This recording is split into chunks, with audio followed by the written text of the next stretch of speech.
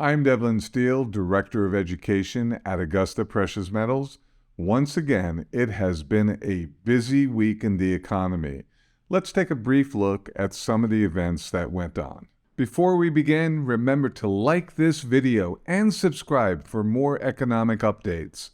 Inflation numbers have been at the forefront of this week's economic data. On Tuesday, we learned from the Labor Department that the Consumer Price Index for February increased 0.4% for the month and 6% on an annual basis. Both readings came in right where economists had projected. The 6% year-over-year number represents the slowest pace of annual inflation since September 2021.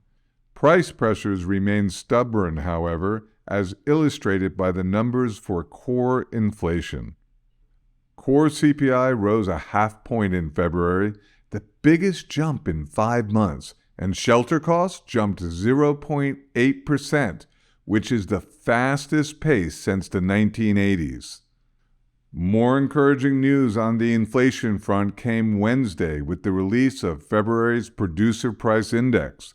Economists were projecting an increase of 0.3%, but it turns out PPI actually fell 0.1%.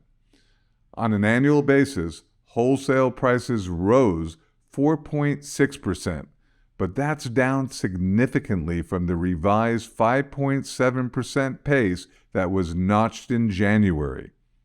Before all the turmoil currently surrounding the banking system, the central bank was expected to raise rates as much as 50 basis points at its policy meeting next week.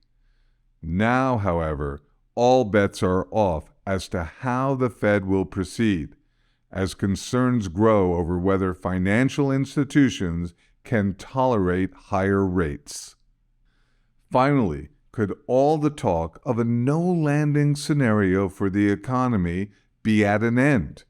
Economists promoting that narrative have been doing so largely on the basis of robust consumer spending numbers from January. That month, retail sales jumped 3.2% after declining in both November and December.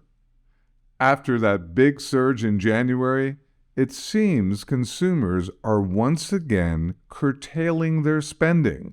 On Wednesday, the Commerce Department reported that retail sales in February fell 0.4%. The Conference Board speculates the surprising January number was helped along by unseasonably warm weather. However, the board now expects retail sales figures to resume their downward trend as the economy moves toward recession. That's all for now. We'll see you again next week. This is Devlin Steele for Augusta Precious Metals, signing out.